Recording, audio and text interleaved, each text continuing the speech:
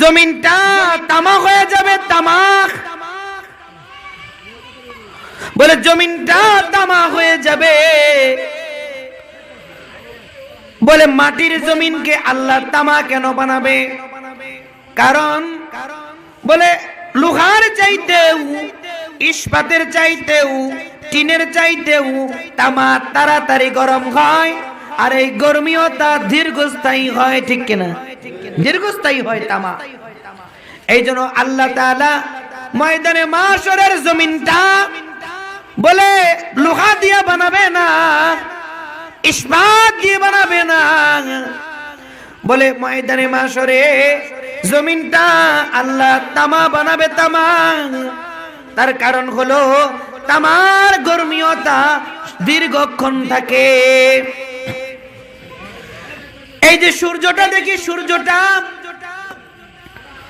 আল্লামা জুলফিকার আলী নকশবন্দি দামাত বারাকাতুহুল আলিয়া ওনার খুতুবাতের মধ্যে লিখেন, এই সূর্যের 7টা মুখ আছে। কয়টা মুখ? জোরে বলেন।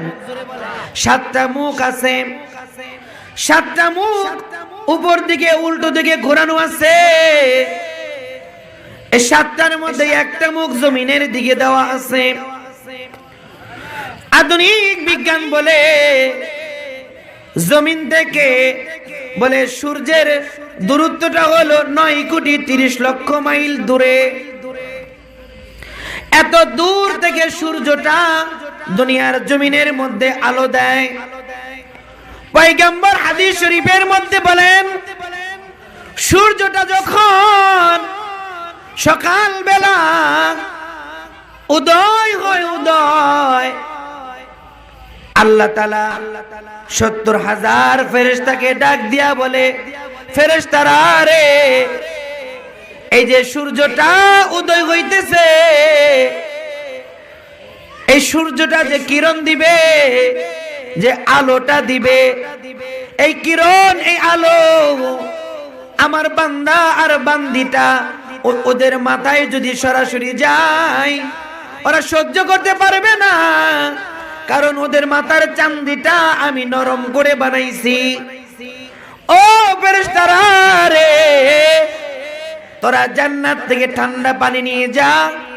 এই সূর্য যখন উদয় হবে, যখন কিরণ ছড়াবে, তোরা 70,000 ফেরেশতা দৈনিক সকাল বেলা সূর্যের মুখের মধ্যে ঠান্ডা পানি ঢালতে থাকবি। আল্লাহু আকবার। ঠান্ডা পানি ঢালতে থাকবি। কেন? এই ঠান্ডা পানি ঢালার দ্বারা সূর্য যে তার গরমিয়তা নিয়ে যে উঠবে, এটা যাতে কিছুটা ঠান্ডা হয়। আর এই আলোটা, এর কিরণটা, এর তাপটা যদি ঠান্ডা হয়, আর এটা যদি দুনিয়ার জমিনে গিয়ে পড়ে, তাহলে আমার বান্দা আর বান্দি সহ্য করতে পারবে। সুবহানাল্লাহ, সহ্য করতে পারবে। এই জন্য সূর্যটা যখন সকাল বেলায় উদয় হয়, 70,000 ফেরেশতা বলে সূর্যের মুখের মধ্যে ঠান্ডা পানি ঢালতে থাকে। সুবহানাল্লাহ। তারপরেও আধুনিক বিজ্ঞান বলে, তারপরেও এই সূর্যের আলোটা সরাসরি জমিনে আসে না। তাফসীরের কিতাবের মধ্যে আসছে, সূর্যটা আল্লাহ রাখছেন বলে চতুর্থ আসমানে। কোন আসমানে? চতুর্থ আসমানে রাখছে। বলে ওখান থেকে এই সূর্যের আলোটা সরাসরি জমিনে আসে না। আধুনিক বিজ্ঞান বলে এই প্রথম আসমানে একটা গ্যাসের আবরণ আছে। কিসের আবরণ? বলেন বলেন। গ্যাসের আবরণ আছে। ওটা ছাকনির মতো, তার মধ্যে কোটি কোটি ছিদ্র আছে। ওই সূর্যের আলোটা পানি ঢালার পরে ঠান্ডা হয়ে এই গ্যাসের আবরণের ছাকনির মধ্যে এসে পড়ে। বলে ওখান থেকে বলে জমিনের মধ্যে এই সূর্যের আলোটা আসে। ওই গ্যাসের আবরণের ওই জায়গা থেকে এই জমিনের মধ্যে এর মাঝখানের দূরত্ব হলো 9,30,00,000 মাইল। আল্লাহু আকবার বলেন। এই জায়গা থেকে আলো দেয়, এই আলোটা আমরা সহ্য করতে পারি না, ঠিক কিনা? সহ্য করতে পারি না। 2014 এবং 15 সালে বাংলাদেশ সহ বাংলাদেশেও সূর্যের তাপের কারণে মানুষ মারা গেছে, ইন্ডিয়াতেও মারা গেছে, অন্যান্য আরব দেশেও অনেক মানুষ মারা গেছে। সূর্যের তাপের কারণে তারা টিকতে পারে নাই, দুনিয়া থেকে বিদায় হয়ে গেছে। এত তাপ। কিন্তু ময়দানে মাশর যেদিন কায়েম হবে, ওই দিন এই সূর্যের একটা মুখ নয়, এই 7টা মুখ, এই 9,30,00,000 মাইল দূর থেকে নয়, বলে আধা হাত উপরে এসে আলো দিতে থাকবে। চিল্লায় বলেন আল্লাহু আকবার। বুঝতেছেন আমার কথাগুলো? বিসমিল্লাহ। 9,30,00,000 মাইল দূর থেকেই সূর্যের তাপ সহ্য করতে পারি না, ঠিক কিনা? আর হাসরের ময়দানে ওই যে আল্লাহ বলছে অত্তাকু ইয়াউমা, ভয় করো ওই দিনকে, তুরজাউনা ফীহি ইলাল্লাহ, যেদিন আল্লাহর কাছে ফিরে যেতে হবে। ওই দিনকে ভয় করার কথা বলতেছে কেন? দেখেন কত ভয়ানক। 9,30,00,000 মাইল দূর থেকে আলো দিলে সহ্য করতে পারি না, তারপরও আবার 70,000 ফেরেশতা দৈনিক পানি ঢালে সূর্যের মুখে, আলোটা একটু ঠান্ডা হয়ে দুনিয়ার জমিনে আসে। কিন্তু ময়দানে মাশর যেদিন কায়েম হবে, ওই দিন 9,30,00,000 মাইল দূরে থাকবে না, 70,000 ফেরেশতা আর পানি ঢালবে না। বলে প্রত্যেকটা মানুষের আধা হাত কিংবা 1 হাত উপরে সূর্য এসে আলো দিবে, কিরণ দিবে, তাপ দিবে। শুধু এখানেই শেষ না, আল্লাহর নবী বলে ওই দিন সূর্যের তাপকে আরো 70 গুণ বৃদ্ধি করা হবে। চিল্লায় বলেন আল্লাহু আকবার, আল্লাহু আকবার। আরো 70 গুণ বৃদ্ধি করা হবে। কি অবস্থাটা ওই দিন হবে? বুঝতে পারতেছেন কথাগুলো? কি হবে ওই দিন? আল্লাহ তো বানাইছিল মালিকের বন্দেগী করার জন্য। আমার গোটা জিন্দেগিটা মালিকের বন্দেগীতে কাটাবো, বন্দেগীতে যাবে, বন্দেগীতে কাটাবো জিন্দেগিটা, এজন্য তো মালিক বানিয়েছিল। কিন্তু গোটা জিন্দেগিটা মালিকের বন্দেগী না, বলে নফসের বন্দেগী করতেছি, শয়তানের বন্দেগী, গোলামি করতেছি। এজন্য আল্লাহ বলতেছে ভয় করো ওই দিনকে, ওই দিনের ভয়াবহতাকে ভয় করো। এজন্য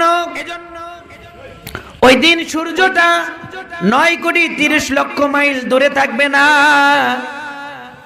1 হাত কিংবা আধা হাত মাথার উপরে চলে আসবে। আল্লাহর নবী বলে ওই দিন 70,000 ফেরেশতা আর পানি ঢালবে না।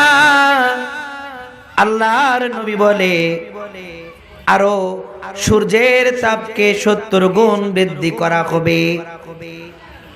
ময়দানে মাশরে শুধু সূর্যটা মাথার উপরে আসবে এমন নয়, 70 গুণ বেশি তাপ বৃদ্ধি করা হবে এমন নয়।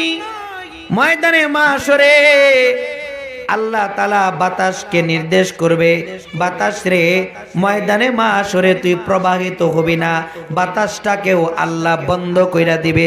আল্লাহু আকবার। একদিকে মাথার উপরে সূর্যের তাপ, আবার ময়দানে মাশরে বাতাস চলবে না, বাতাস প্রবাহিত হবে না, বাতাস বন্ধ হয়ে যাবে। আবার বলে খাবার পর্যন্ত দেওয়া হবে না। কতদিন ময়দানে মাশরে থাকা লাগবে? আল্লাহ তাআলা বলেন কানা মিকদারুহু 50 আলফ সানা। আল্লাহ তাআলা বলে 50,000 বছর ময়দানে মাশরে থাকা লাগবে। এই 50,000 বছরে 1 সেকেন্ডের জন্য বাতাস প্রবাহিত হবে না। সূর্যের তাপকে 70 গুণ বৃদ্ধি করে মাথার উপর রাখা হবে। 1 পেয়ালা পানি কাউকে দেওয়া হবে না।